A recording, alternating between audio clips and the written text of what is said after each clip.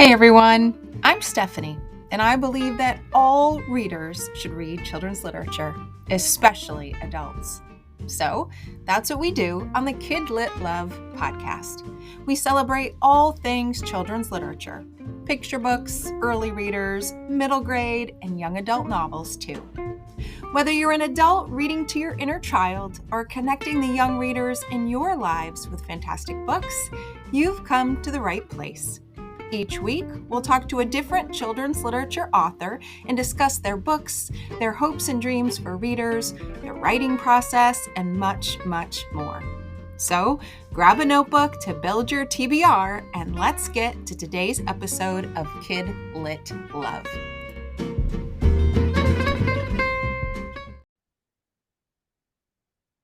Hey everyone, welcome back to the Kid Lit Love podcast. I'm Stephanie, your Kid Lit loving host, welcoming you to our weekly conversation with another children's literature author. Today, I'm talking with Audrey Perrott. Audrey's debut picture book hit the shelves just recently on April 16th. Moo Hoo is a delightful book about Milton, a very sweet bull with big feelings. Audrey's here to talk about her new book, her journey to becoming a kidlit author, and give us a sneak peek into the other picture books coming out later in the year too. Audrey, welcome to the Kidlit Love podcast. I'm so glad you're here. Thank you so much, Stephanie. I am thrilled to be here as well. I cannot wait to talk about your journey, about Moo Hoo. I loved this book. I laughed, I teared up, I laughed, I teared up some more. And when I closed that last page, I had a big smile on my face, this warm, cozy feeling in my heart that I think whether you're a child or an adult, you will feel. And I can't wait to talk to you about it. But before we get there to talk about the book, I would love to start with introductions. You are a debut picture book author, so you are new to me. And so I got to peek around your website and try to find out a little bit more about you. And I found you had an inspiring backstory and a really wonderful talent for creating sweet baked goods. So I would love for you to introduce yourself and just give us a little bit of the backstory to coming into your debut picture book. Sure. I will try to keep it short and sweet, like my newsletters and not my bakes. They are usually take a long time. My name is Audrey Perrott, and yes, Moo Hoo is my debut picture book.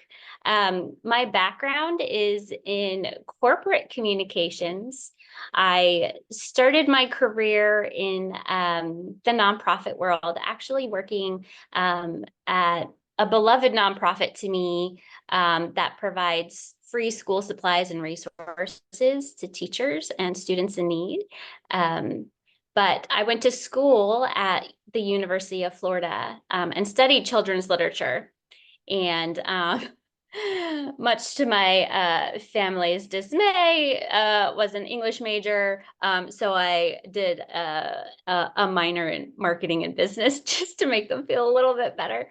But it really did help me in my early part of my career, because I was able to do all of the writing that I love to do. I love to do all kinds of writing, from public relations and marketing and newsletters and website and advertising. So I still got to write every day, just very much different. The children's books came a little later. I had always wanted to be a children's book author.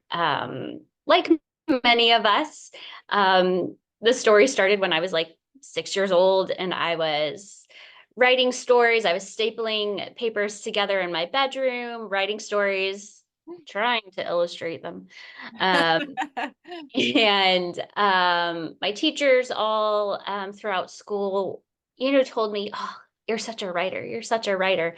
But it took me almost 30 years to actually be able to say that myself and believe it. There's a difference between saying it and then actually believing it. Right. So I got really sick in in my 30s. I was diagnosed with cancer on my 33rd birthday, and went through years of treatment and all the awful things that you would imagine. And it was really during that time that I was like, okay, if this is the dream that I've always had, now's the time to take it seriously. If you want to do this, what are you waiting for?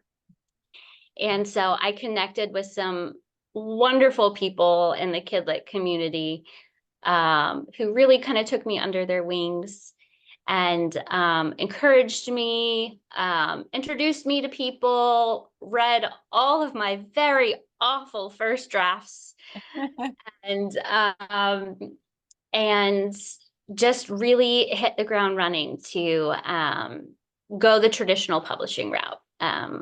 Writing as many different stories as I could, querying those, getting better feedback, and then eventually landing my agent, and cannot believe it. It is literally a dream come true, that I'm talking with you about my debut picture book. It's here. It's here. It's You know, I can't imagine. I can imagine, but I can't quite understand. But it must be such a wonderful feeling to have that first debut picture book, just knowing that it's going out into the world and that it was a labor of love, that here. finally you let yourself write. Yes, and Moo Hoo has had its own journey. It was actually the first manuscript that I wrote with the intention of querying. I'd always written stories, but this was the one that I was like, I'd had this idea. It was inspired by both my children. My daughter actually coined the title. And then Milton is really based on my son, who is probably the most empathetic person I've ever met. And wrote that first draft after, oh gosh, I went to the SCBWI conference in New York. That was the first one that I'd ever been to. I mean, I went big. I went out the gate big. You did. Just walked away so incredibly inspired and motivated, and came home and was like, okay, I'd had the idea, wrote it down in a first draft, and then, like many, queried way too early with that first draft, but then stuck with it over and over again over the years. And there's just been something so special about it. And it eventually won a couple awards, and then it helped me land my agent, and it's had its ups and downs for sure. So for this one to be my debut, oh, it's surreal. It really is. I know that, I don't know, I don't want to sound cliche, but I'm constantly pinching myself and just overflowing with gratitude that I'm here in this place, in this moment with my book. And now I'm going to start crying because I too am a Moo Hoo. But that I'm also just physically here. Right. It all gets, it's overwhelming to me in some of the most beautiful ways. I can imagine. I can imagine. And it sounds like the book is almost a family effort. Your daughter is naming the title. It's based off of your sons. They were with you through all of it. So it must be exciting for everybody to see you here, literally here and here in this moment. Yes, they are sweet. So the title, so my daughter, when she was, oh gosh, she was maybe around 3, and like a lot of 3-year-olds, have a hard time pronouncing certain letters. And she loved to make us laugh by pretending to cry. So she would walk around the house going, boo hoo, I'm crying. Except she had a really hard time saying the B sound, like a lot of kids, and it came out as an M. So instead of boo hoo, she was walking around the house going, moo hoo, I'm crying. which I was like, brilliant. Okay. And Run that's with it. came from. And it just evolved from there. It just kept going. Oh, well, let's give listeners who haven't listened to the book a little sneak peek to it, a little summary. I mentioned in the opening that it is about Milton, who is this very sweet bull but has very big feelings, and he cries a lot. So tell us a little bit more about the book in your words, and then we can talk about a couple of things in it. One of the really, oh gosh, sweet and moving uh, things about this book being out in the world is the messages that I have received from parents whose kids are resonating with the book, but also the parents who are resonating with the book. Because so much as children's book authors, of course, we are writing for children. It is the highest responsibility and honor, in my opinion, to write stories for children. In a lot of ways, we're also writing the stories for 6-year-old Audrey, who needed to know that it was okay to cry, that it was okay to feel deep feelings, to be moved by the waterfall and understand, oh my gosh, why am I crying staring at this waterfall? Um, and so that has been such a beautiful I wasn't really expecting that, to be perfectly honest, to get that type of response from the adults who have been messaging me saying, "Did you write this book for me?" Yes, we all read to our inner child every Yeah. day. Whenever we pick up a children's book, it goes straight to the inner child that always still has some sort of healing to do. And Mhm. I agree with all of them. This is a book for kids, but it is definitely a book for adults too. Yeah.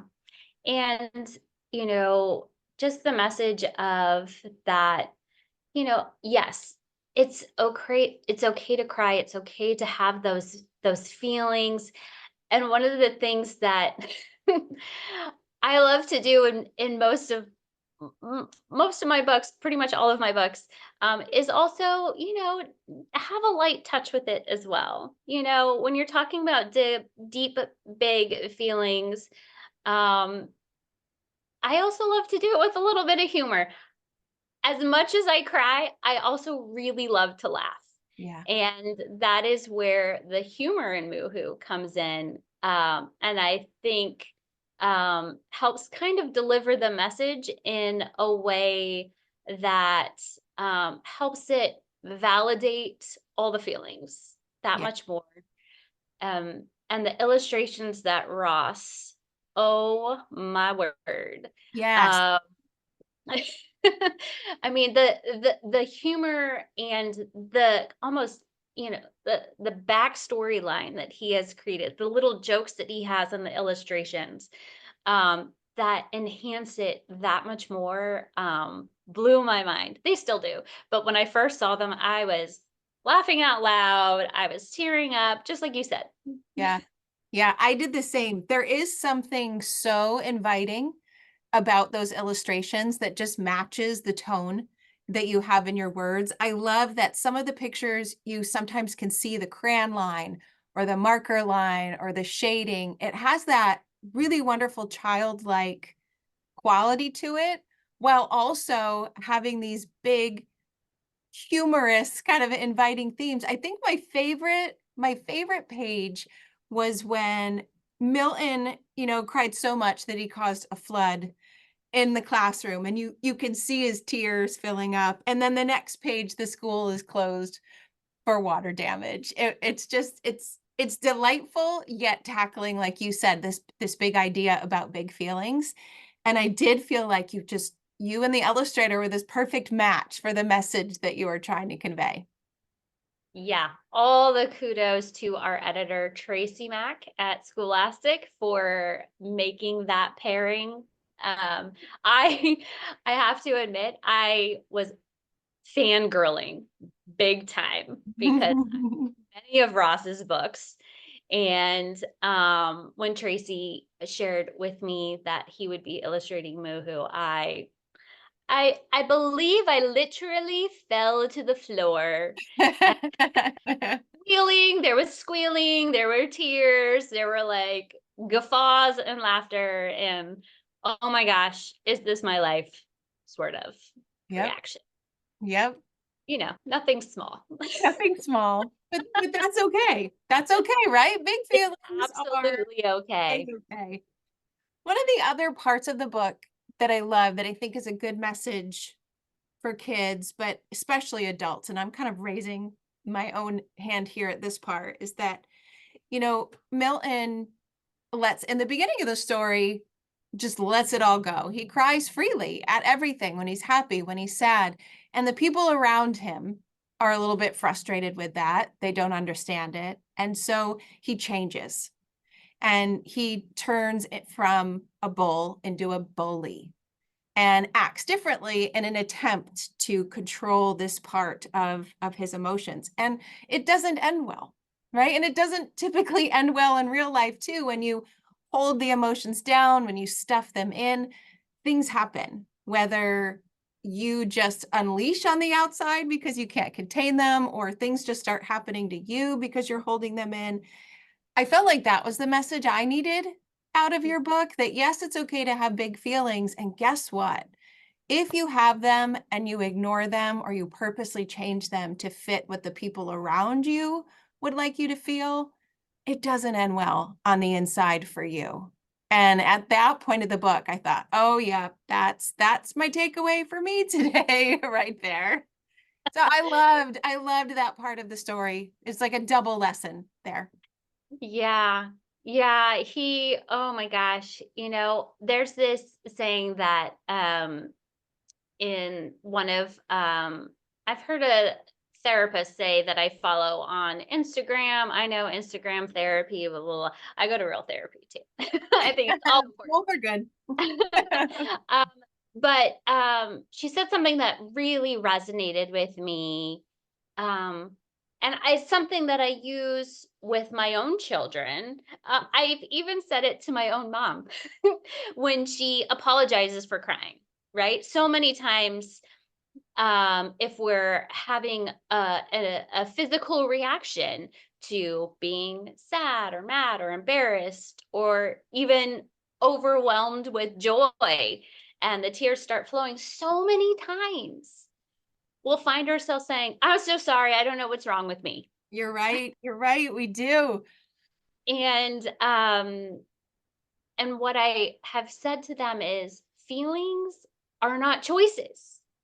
Th- they're not choices. You are feeling you are having a physical reaction to what is happening to you in this moment.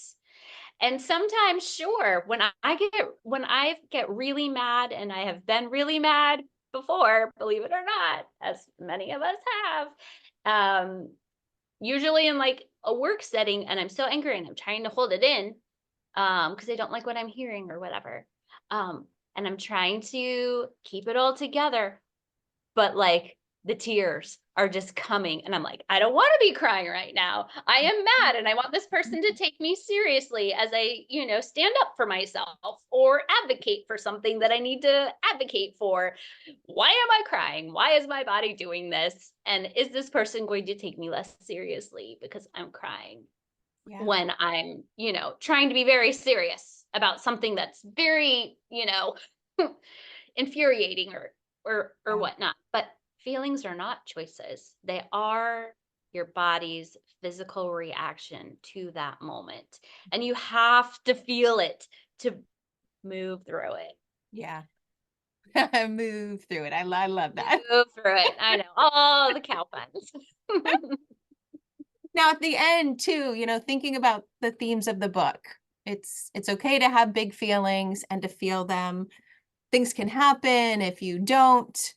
But there's also this wonderful theme that comes in the end when he finds a friend and he finds Wanda, which is just a beautiful piece and a reminder that you can find your people.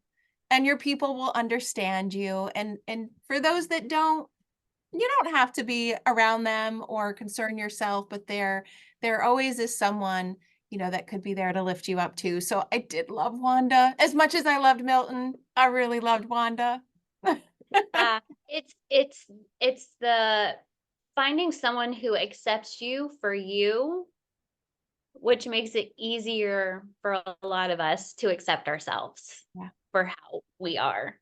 And it's that sweet friendship between the two of them that is funny and sweet and yeah, just so lovely. And I love how they are there for each other. Yeah. Yeah, and as we mentioned, the illustrations just so perfectly match the mood and the lightness and the brightness of what's going on. It's just a perfect way to end. It said it just ended with this big smile, like, this kind of self-hug, like, oh, it's so Mhm. good. It's so good. I can't wait for parents, for adults, for kids, for teachers, for librarians. It'll be a well-loved book, I am sure. Well, thank you for that. I hope so. I hope that as kids and parents are reading it, um, that they find themselves nodding their heads and thinking, "Me too, me too." I think there's something so beautiful and validating about seeing someone like you in a book. Yeah. Is that now I know you have more books coming out that hopefully you'll give us a sneak peek of, but is that a hope that you have for your books for readers?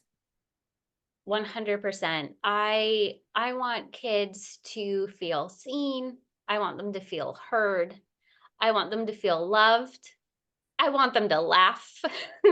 I really like to make people laugh. But I like them to laugh in a way that's just a deep down validating, joyful, hopeful, sweet way.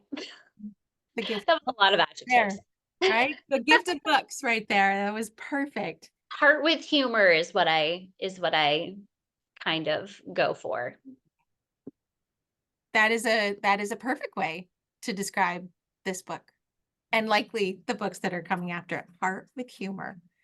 Now, I want to mention too, because I have well, I have a couple of addictions. One of them we talked about, which is frosting, homemade frosting by the spoonful. And I'm going to make you mention your Eat Your Words part of your website before you go. But I also am addicted to stickers. And I Mm, saw that you do have some Milton stickers and some emotion like circle stickers. So I'm so excited when I saw those. I love when I've got some sort of reminder of the messages in the books that pop up somewhere else. So the fact that I could put a sticker somewhere and remember that message or have that little, analogy of when I've got a big feeling and I'm trying to stuff it down because I'm afraid of what's going on, to picture Milton is just going to make me happy and it's going to remind me that it's okay. And so I love that I saw those on your social media feed and that you do have those stickers out into the world. yes, Ross was more than generous to be a part of letting us use his art for some really great sticker giveaways. So I've been giving them out to anybody that pre-orders the book. I'm sending them a signed book plate and Milton and Wanda stickers. I know the listeners can't see this because this is audio, but I'm wearing my Feel Your Feelings t-shirt, which has all the different emojis on it. Yep. The emoji stickers that you mentioned were actually designed by my dear friend Gladys Jose, who is an amazing illustrator, author for Kidlit on her own, but she also has this side shop where she sells stationery and these great motivational stickers and just so many cute things. So I'll Beautiful. be doing a giveaway on my social media for some of her stuff Oh, that wonderful. And I'll really put the link in the show notes for those that want to see your post and the stickers as well, because those emoticon stickers, they're adorable. They're they are adorable. so adorable. And yeah, Gladys is just, ugh, I could eat her up. I love her. Well, speaking of, let's shift then because I want readers to know where they can find you, readers, listeners to know where they can find you. And on your website, you have just the most delicious blog where you are sharing, a love of books, but a love of sweet treats. And I would love to know more about that side of you. You're clearly a baker who enjoys going big in that too. Yes. So I know someone in my marketing circles was like, I don't understand how cakes fit with books. And I'm like, well, I have found that the intersection of foodies and bookies Yes, go really well together. There's yes. quite an intersection there. And I do love to bake. I actually came to it out of necessity.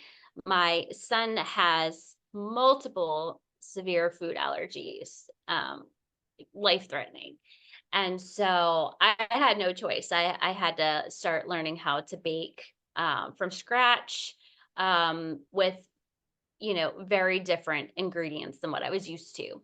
Mhm. And come to, him being 13 now. And I'm like, when he goes places, I want him to feel like everybody else. When he's going to a party, I want his cupcake to look just as cool as, the professional one. So um I just really started practicing, and I'm telling you, it's taken me a while to get here. So just like the journey of publishing, the journey of bakes looking somewhat uh professional. I wouldn't even say they look good. I mean, I think I've worked hard to get to them looking good, but Well, they look better than good. They look beautiful. They look delicious. I've got to say, I stopped counting how many times I watched your reel of you making the conversation hearts because I was like, if I watch it enough, maybe they'll just appear. Because I don't think I could do it, but it's just joyful oh, watching and seeing that. And so I wholeheartedly believe in the intersection of foodies and bookies for sure, and thought it was just such a wonderful addition. thank you. Well, and I am also just a creator in general. So if I get stuck on a story, I find that if I do something else with my hands, whether that's baking or sewing, or doodling or whatever, or gardening, that it kind of gets my mind out of a funk Yeah. and helps with my writing in general. So tell us before you go, give us a little sneak peek about the next book. I know your next picture book's coming out in November of Yeah. 2024. So what kind of inspiration did all of that baking and sewing and, and tinkering get you to? So, A Hat for House is coming out in November. It is illustrated by the incredible Drusilla Santiago. And this book is another one that is very special. They're all special, but this one is very special. It was sparked by a friend of mine posting on her Instagram stories. Um, she was walking through the neighborhood with her son, who was 2 or something at the time, and there was a house being built, but it didn't have the roof on yet. And the little boy said, "Oh, that house doesn't have his hat on Oh, yet." And I thought, well, that is adorable. I think I can write a story about that. So I sat down to write that story and I got stuck. I put it away. And 6 months later, I had another spark. I pulled it out and I wrote that first draft in probably 45 minutes. And it honestly didn't change much from that to publication. It's a story about a curmudgeon house. He is a grumpy, adorable, sweet little curmudgeon whose roof gets blown off during a storm. and the critters and the community all come together to try and help put them back together until the storm comes. Well, then the storm comes. And he's able to kind of pay it forward. And in the end, after the storm clears, something happens. Right. No Which, spoilers. no spoilers, something happens, and he finally feels like himself again. Again, there is a very deep metaphor here about my own journey in life. But on the surface, it is a sweet, funny, snarky little story about this grumpy little house who goes through a really rough time and everybody that comes around him to help. It sounds delightful. It sounds wonderful. So in a Thank couple more months, you'll have to come back and talk a little bit more about that when that one comes out. For sure. For sure. So where can listeners find you? What's the best place online or in social media to direct them to? So my website is just my name. It's audreyperrott.com. Perrott has 2 R's and 2 T's. Um, and I'm most active on Instagram. I am a very visual person. It's where I can post pictures about my cakes and my books and I don't know, just little snippets of life. And that handle is Audrey's Books and Bakes. The perfect combination of things, in my opinion. That intersection, I tell you, it's a delicious one. It is. It is. Well, this has been so wonderful talking to you about Moo Hoo, about getting to know you and what's coming.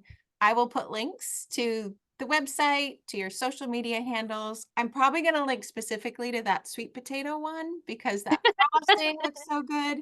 Go And I'll for it. also put links to your book so that they can just click on it right away and be able to get their hands on it. Beautiful. Perfect. Thank you so much, Stephanie. Oh, you're so welcome. And everyone listening, thank you for tuning into another episode, and I'll see you again next week.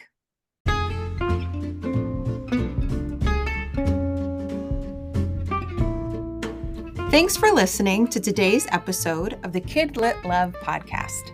You'll find links to all the books, resources, and ideas mentioned in the show notes at alitlife.com.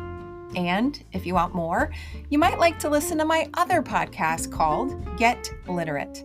It's a podcast that explores all things books and reading, notebooks and writing, and everything in between to build a life you love. One more thing. If you love what you listened to today, please take a moment to rate and review the podcast or take a screenshot of the episode and text it to a bookish friend. This helps the podcast grow and builds our bookish community of kid lit love. Thanks for listening.